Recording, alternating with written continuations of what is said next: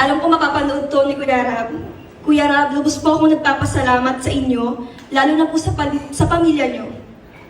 Kahit hindi ko man banggitin araw-araw ang salitang pasasalamat, pero tinatanong ko po ito ng malaking utang na loob sa inyo.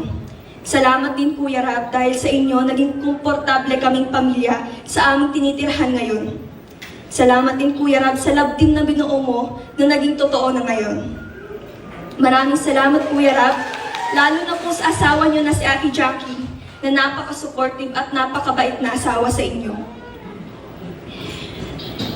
Naalala ko pa noon yung mismong 17th birthday ko, inasikaso ako ni Ate Jackie. Salamat po ng sobra.